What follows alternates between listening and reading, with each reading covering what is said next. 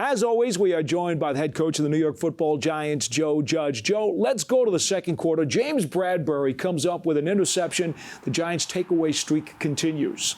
Yeah, it was a good play for us right here, and just how everything's tied together. And we played a lot of zone coverage in last week's game just due to the matchups and the game plan we had on it. But some things really matched together. And we talk about zone all the time. On offense, it's about depth and spacing on the routes. Defensively, it's the same thing, depth and spacing. And based on the down and distance to call and what we're looking for in a certain situation, the depth can be different. This was an early down situation, second down. It's really in the right area.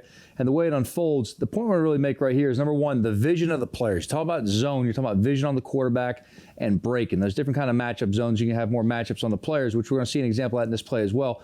But the vision on the quarterback, and then also the depth and the drops. We're going to see really good examples of Tay Crowder, and a couple of players having the depth and the drops of taking away the underneath throws, but also forcing the over top throws to be more challenged. And we're watching on the back end right here, all right, with James and the safeties, Logan and X, all right, really taking away the play. And when it works, all right, you should really get multiple players at a point of attack every time. So we're going to start right here, and obviously they motion to the set right there, bumps over our defense, and when the ball turns over, first thing they're reading right here is just a run-pass indicator. And you watch the defense right away. There's a little bit of a play-action fake, but really what we're seeing, you see Tay Crowder right away. He sees really high hats. So even though there's that fake element right there, he's really reading the hats of the offensive line, and no one run blocks like that unless some kind of a draw that you're going to react to late.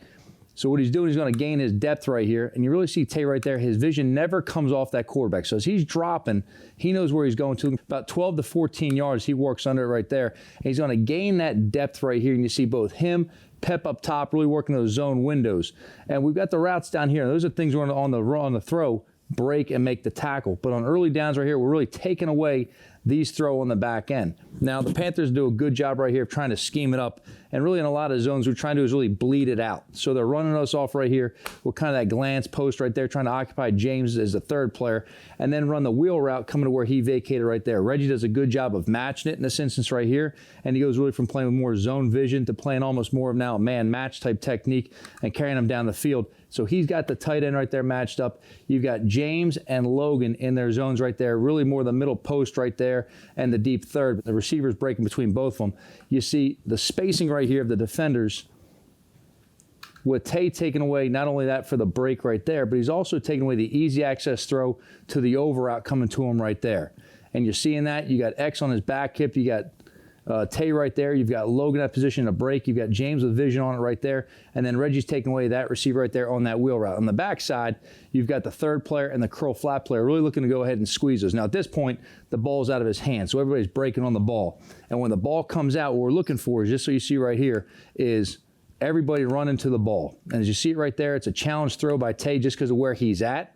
For Darnold to go ahead and put that thing, he's got to put it higher than our defender, drop it over, and James does a good job getting to it. But really, that's what we're looking for in this instance right here. We're talking about playing with zone, vision, and depth. You talk about the bigs on the inside. They do a good job of pressing the pocket. All right, and you watch right here Aziz on the edge of just walking the tackle back and compressing it so Darnold can't step up and make an accurate throw. But just that right there, keep him in there, allows this back here to all come together. Coach, now if you stay right there, and when you talk zone defense, it's all about closing windows in relationship to wide receivers. So Tay had the tight end that came across the field, but he stayed in that window all the way, and it just became like a blurred vision for a quarterback. There's nothing a quarterback can see there that says, okay, I got an open guy. And that's the objective of zone, right? To put guys in windows so the quarterback doesn't feel like he's got an opening. Absolutely. We tell our guys all the time, look, if you want to go ahead and take away every route, you've got to play man. Okay, if you want to go ahead and play the concept of down, take away what the biggest threat is, you play zone. But the concept of zone is vision on the quarterback, taking away the windows, as you said, play with the right spacing and depth, and then it's breaking on the ball. You've got to be able to break on the ball with good fundamentals and tempo and go. Now, certain quarterbacks have different indicators. You may be able to get an early jump on, but you can't guess. You've got to be right in this league. The guys are just too good. They're too accurate. But it's a good example, as you said, of just watching how the windows slide as well. Once Reggie's removed right here as a curl flat player, Tay holds that window pushing over, and that brings him where that receiver's trying to replace it, because everything's complemented of each other. We talk all the time, don't take the cheesy underneath. They want you to go ahead and jump the short route so they can hit the deeper route behind you. That's how everything's going. For every under, there's an over behind it. If they're running you off right here, something's coming to where that zone was vacated right there to try to take the place of it. So everyone's trying to work some kind of complementary route based on what it is. The other thing is you got to be conscious of most concepts in this league bring things into the quarterback's vision. When I say that, I mean this. He's going to start on this side of the field looking for that glance to wheel. He's got the over coming to him, and then as his feet are set, this is really coming back into his vision.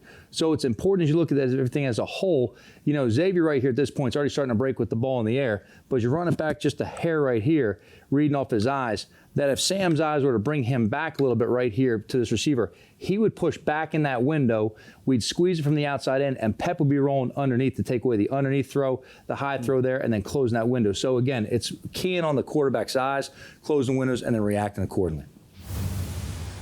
So, Joe, you've had at least one turnover in every game this year, but now let's go to the third quarter. You come up with one of your 6 sacks on the day. Right, and this is really a good example right here of just everything being tied together. Talking about the rush being complemented by the coverage. And it's different situations. So we talked about early down, second down coverage, zone. When we look at a third and shorter situation here, again, zone, and how you have to play it differently. Now we're not looking at 12 to 14 yards depth. Now we're looking to go ahead and match it closer to the sticks right there for whatever it's going to be gained. So you got to tell them they can complete it, but it's got to be a tackle right away for 4th down right away. So we'll go to the situation right here, and again, you're looking at third and shorter. And again, you're just going to watch our guys, and we'll start with the perimeter or the secondary right here in terms of how they're going to match up. And again, you're still going to familiar concept. You still have a deep field player to make sure the ball doesn't get thrown over your head, and he's got to make sure he cancels out a lot of things back there. But underneath, they have to have responsibility of what's my zone and then what's my match when it declares in this type of situation. So you watch underneath, and once that ball turns over, you see right there those tight windows underneath that as they're trying to get the ball out quickly. And again, you see Darnold right here that's really for them, it's really that RPO, that run pass option. And he's looking right here to read off the run block, and can I give it for the quick gain right there, okay, and get the run. He thought it was more of a pole read right there to get the tight end back out. Now going through the traffic, it's a good example here of how you play. And you want to make sure you can test everything just by playing up the field the way Leo is right here, and then Zoe wrapping off on the game. But you see just the collision coming out, and Adoree would be the one right here would be breaking downfield or downhill. There's Logan breaking as well if it comes out this back door to the tight end trying to sneak out. On the top side right there, really what you're thinking is it's got to be some kind of a quick game completion. Shorter yards, they don't want to sit back there and hold the ball all the time. Now, if they see man indicators, man defense, that's when a lot of teams will start taking shots over the top and saying, this may be our best chance right here for a big play down the field. They got them pressed up, trying to take away a 2-yard gain. Let's get a big chunk gain down the field. But again, you see it right here, and again, because the coverage matches up right there, all right, you see Leonard, all right, and then Aziz, both doing a good job getting to it. We'll watch it from the backside in a second as far as getting on the ground. But this was a huge play for us, not just because it was a sack. It's a huge play because the situation in the game, we're expecting them to go for it on 4th down if they don't get it and they maintain this field position. So it's just an incomplete pass or run for no gain. We're going to have to defend a 4th down play as well. Because the coverage matched up, it got the rush home, it takes them out of a 4th and shorter situation. Now they're in more of a punt situation. Now, Coach, on this exact play, to the same side as Leo and Carter, who's your second-level player? So that's Logan Ryan right here. There's Right. Logan and Adoree. So Logan does, as I'm seeing it, tell me if I'm wrong, he does a great job of keeping relationship to that window again, and you can see he's proportional to the end cut, and he can also come up and make a tackle in the flat. Oh, absolutely. And he's selling right here. And again, sometimes you're going to blitz these guys. Sometimes you're going to disguise right there. But as you're saying, when he drops in his window, he's going to stay tight underneath, and he's got to assess what the threats are. In this route right here, he's thinking primarily it's this guy and this guy. What kind of combination? Is it going to be the sit route with the rail right there? A lot of teams are going to work that, and what they're going to check and see if it's man coverage, he's looking to really go ahead and pick and get him free on the outside. If it's zone coverage, a lot of times they try to get the corner pulling out more and have him just sit in that quick little open spot for a quick dump. Now, once that back goes across, he knows his immediate threat is probably off the RPO type action. Number one throw is that slant to that quick glance just behind where he would vacate that.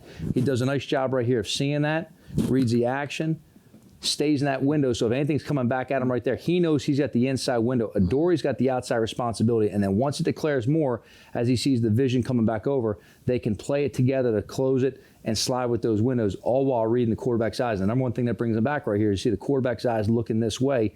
He knows I've got to hold this window. Adoree can see it as well. He knows I've got to hold back here and respect whatever's coming back out, because that's going to be the quick completion they're going to look to go ahead and hit. Because it's mapped up right there, you can see it forces him to hold the ball. Leo does a good job getting in his face, and we end up getting him on the ground. There's a good shot on the back end of just how it all ties together. And again, it's a great shot here, really seeing Logan's eyes and what he's reading at right here. When the ball turns over, first thing he sees is boom. Checks backside for the quick look. Eyes are in on the quarterback. Once he realizes he pulls it, you see him at that point sets his feet. He's looking to cancel that window right there. So if it's thrown, it's now got to go through him. And again, he's got to read the eyes right there. You don't want to guess and try to jump a receiver. That's when it gets completed right behind your ear right there. And he does a good job holding that window. All right, now just back on the rush right here in terms of getting the sack and causing the loss, taking him out of that fourth and shorter to go for it situation. We'll start with Azeez over here because he's got to play the full diagnosis. He still has the run block and coming his way. So it's not as easy as just saying, tight end goes across, you go rush the passer. He's got to acknowledge this guy's coming at me right here to block me. I've got to make sure that I set it. I hold the edge. You see him keying it right there. Is it run? Is it pass? I can't run by here and vacate that lane right there for a quick gain. He does a nice job of holding the edge, setting it. Now he recognizes he's out. I can transition from run to pass rush.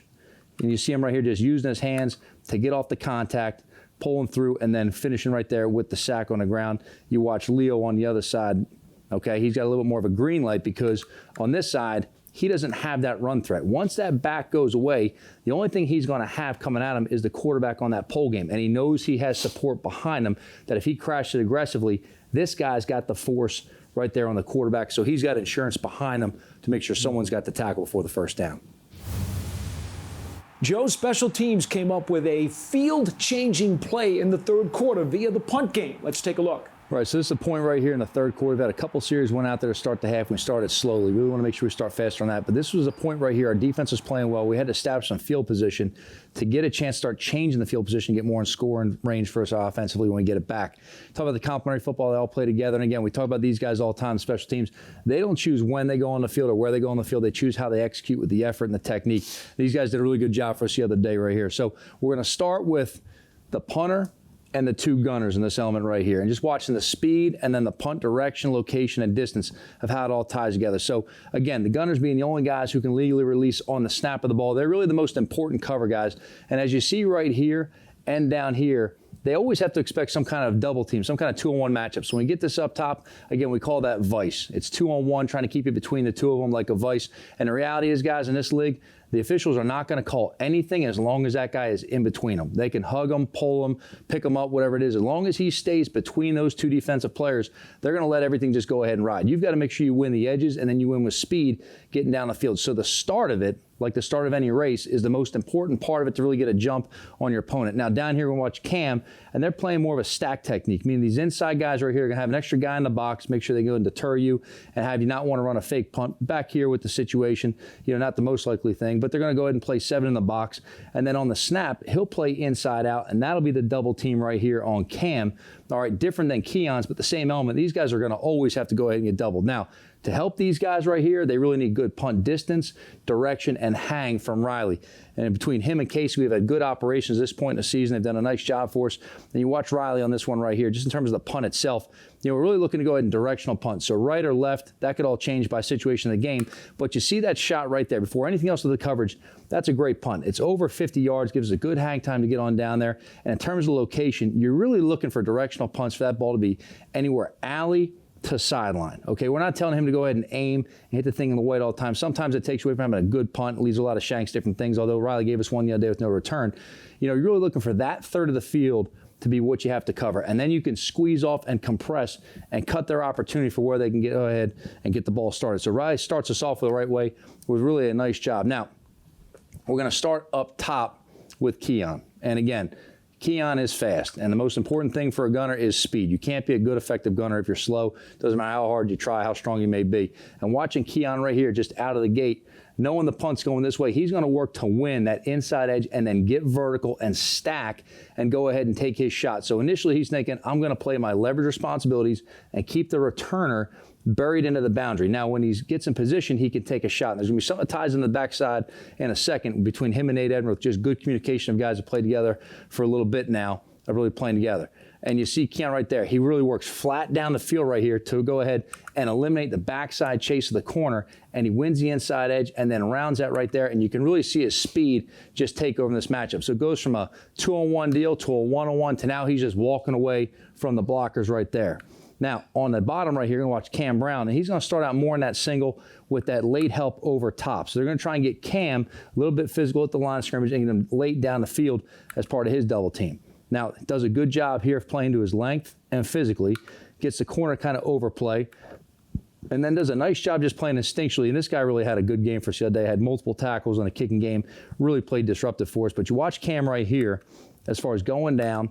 He beats the initial. Here comes the high entry right here, all right, of the inside-out double team. And he just makes a good play right here. He actually spins out of it and then makes the tackle with Nate Edner right there. And you watch Keon, he's down there, and he's taking a shot. So I talked about really going ahead and keeping this guy to the boundary. Now what happens is down the field, Nate and Keon go ahead and almost get stacked at one point, and Nate gives him the green light, says, hey, Keon, go shoot it. I got you outside. Outside to him would be more the middle of the field, the way they're seeing it between how they're going to keep the leverage on it. And he says, Keon, I got you outside. You go ahead and shoot it. And it ends up being the disruptive right here. A lot of times on punt, the first guy, or kickoff too, first guy doesn't always make the tackle, but you've got to stop the vertical charge right away, then make a move horizontally one way or another. And as you see right here, when he comes off the avoid, Cam Brown's right there to finish up and clean up. And you got Nate, you got Cam, you got Carter Coughlin right there, and then we got some good coverage fundamentals on the back end that they don't make it. Other guys are going to be in position to make it. So you see right there, it's almost a no gain on the returns. How we want to cover it, it's a gang tackle on punt. We want to get as many hats to the point of attack as possible. Now, the coaching point on this one here is a good shot of the direction, but then also the downfield coverage of how we're playing. And again, you see right here, our guys do a nice job of really releasing and getting width on it. Remember, we want to protect inside out, always protecting that apex, that V for Riley. And then we want to cover outside in, never losing our leverage either way. And our coaching point is, you've heard me say this before, is press, stack, and fold. Now, when we say that, what we mean is if you can see the ball, you press it. If someone gets between you and the ball, you want to stack off their outside hip and be ready to fold and cancel out if they declare vertically. Now, going back a hair right here, again, this is right here where you see the communication. Here comes Nate. He sees Keon. He knows he's got clean access to the ball, and he tells him right here, Keon, go take your shot. I got you, I got you. And he just knows with Nate's voice and how much they've worked together in the past, all right, that he can go ahead and take that. And you see right here, it's a good shot, all right, of Keon taking his shot. There's the press. There's the stack off Keon, and if it declared there, he's ready to fold. If it comes back outside, Nate climbs it with leverage, and he plays it. You look off Nate right here, and there's Reggie Ragland coming off of his hip. So we've got that kind of three-way relationship right here. Here comes Cam Brown to take his shot. Carter Coughlin's holding his side of leverage right here. And you see on the outside, there's Cullen and there's Caden, and they're working that same kind of flying V relationship. And when you look at the coverage come together right here, it should really look like having that V right there where they're all working off each other like a pyramid. So if I miss right here, I've got someone off me right here to cancel it out right there. And if it misses and bounces outside, I can climb and I can contain it and push it back into where my help is. So you want to go ahead and keep it. We talk a lot of times about getting out there with width, closing the net, but really we just talk about, hey guys, press, stack, fold, play fast. I see ball, I press ball. Someone gets between me and the ball, I play with width, outside in to stack off their hip, fold to cancel it. And if it declares outside, lost leverage, I can climb and put it back inside. But again, it's just a nice shot right here of the finish and seeing a lot of blue hats at the point of attack right there. And that's how we want to cover right there. Again, we talk all the time about, tough teams, physical teams, run the ball, stop the run, cover kicks. Covering kicks is an element we have to do. And Coach, really quick, because you mentioned Cam Brown having a pretty good couple weeks. The advantage of having a guy who's technically a linebacker that can line up against a smaller guy and still beat him with speed, that has to be an advantage for your special teams, right? It really is, absolutely. To find a guy like Cam who's got that kind of length and play strength, it creates mismatches for the corners are going to hold him up. Now, there's a lot of times that Cam may be at a disadvantage speed-wise with a certain corner, but he can go ahead and neutralize that and take over with how physical he can play. So the guy may be able to run fast, but as Cam builds his speed down the field, he does a good job of playing wiggly and elusive with it, but that length and that play strength really ties in. He's a really instinctive player for us. He really played fast the other day. I'm talking about fast physically, but fast mentally in terms of pulling the trigger and being aggressive to go get that ball right there. Came on multiple tackles. He was a key piece in how we were able to go ahead and establish field position and maintain it the other day. Well, now we look at the offense. And, Joe, as you go into this Kansas City game on Monday night, they've got to worry about your quarterback maybe being a wide receiver, don't they? Well, I'm sure you're prepared for some other things as well. But, it was an opportunity for us the other day to go ahead and pull a trick play out of the vault. I said in that press conference, we really weren't looking for originality here. We just want effectiveness. And this is something, a lot of things get brought up in late-night game planning meetings.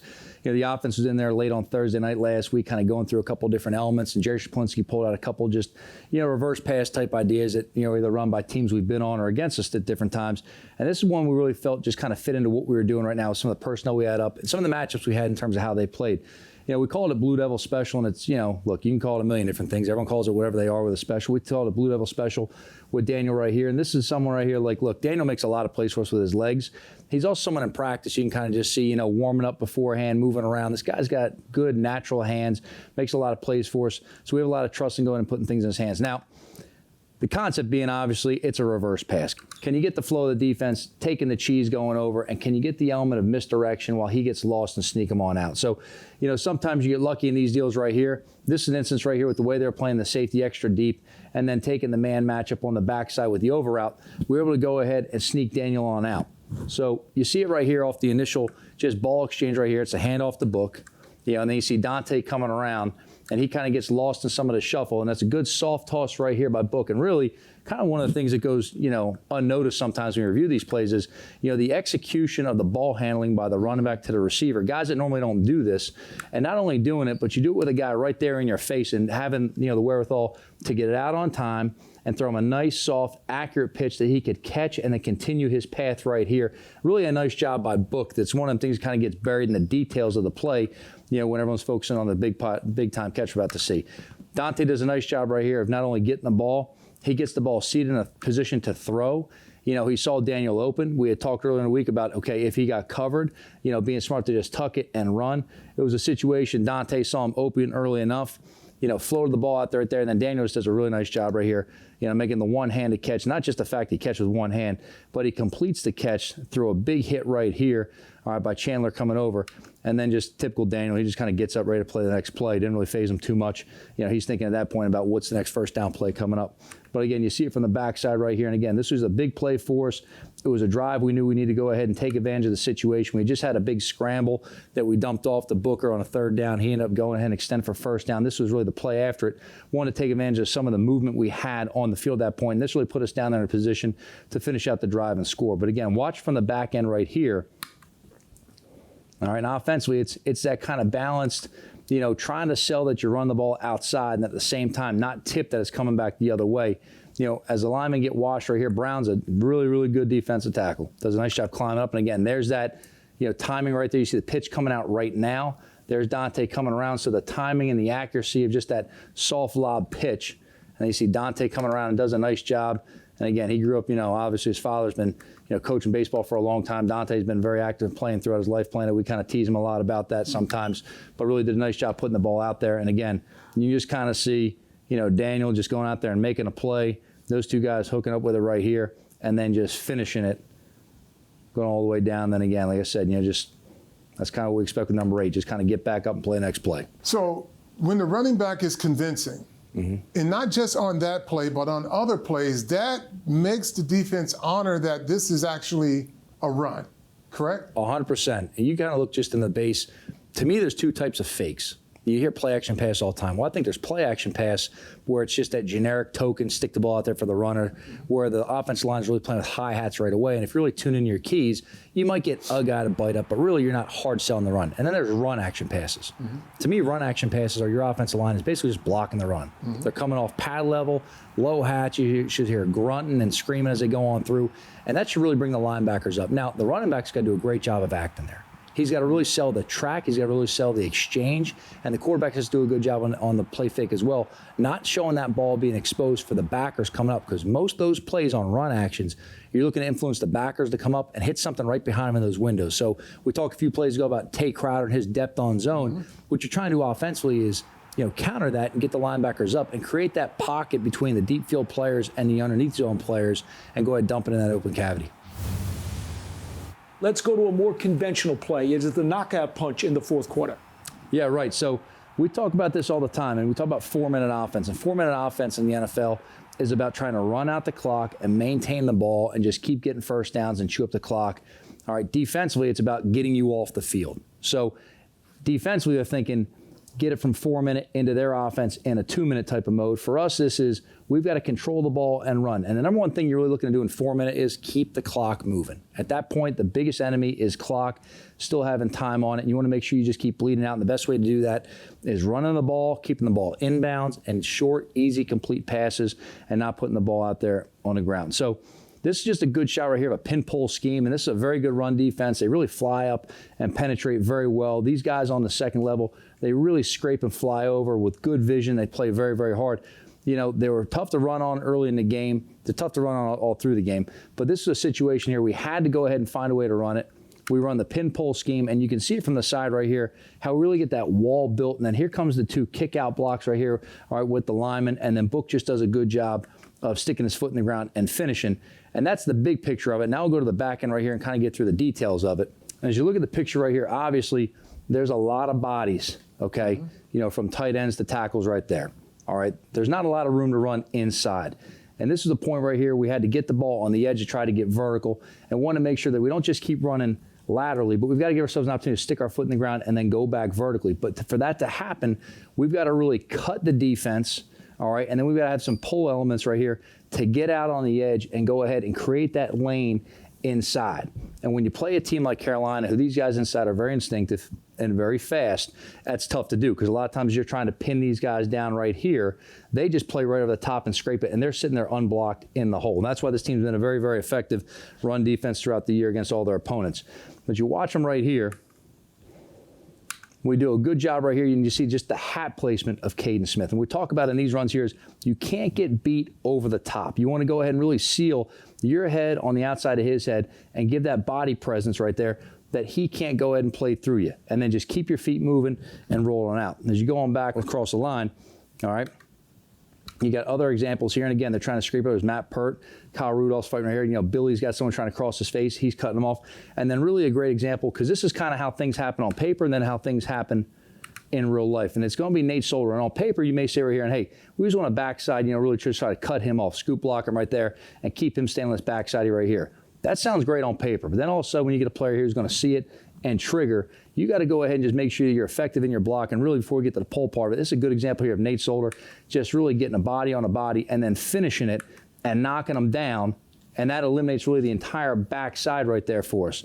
Now, as you look at the pull schemes right here on the edge, with the new NFL rules, you can no longer cut offensively or defensively outside the tight end box they declare it. So what that means to these players right here is in the old days, a lot of times a defensive back especially would look at defensive back versus offensive line. That becomes a business decision right there. They say, I'm going to go ahead and cut out his legs and just kind of form a pile right there and give the pursuit a chance to get on over. Because of the new rules, you're seeing a lot of teams, all right, that are putting bigs on the edges against defensive backs, and they just know that physically in the matchup, he's going to get thrown out the club right there and go ahead and create some room for us to cut inside. Will does a nice job right here, all right, on the backer who's climbing vertically of just keeping his track. And at this point right here, it's I'm going to work off him. If he kicks him out, I'm cutting in. If he were to go ahead inside, I'll log him, and I'll take that lane on the outside right there. But Book does a really nice job right here reading off of Will. Makes a good cut, gets vertical. You see the run alley right there that's caused by these three guys, and obviously the pull right there by Will. And then Book does a nice job of just finishing the play himself, puts us up score-wise, really to go ahead and close out the game. And the way we want to see it right here, really just celebrating as teammates right there. All right, going on down to the guys that opened the hole.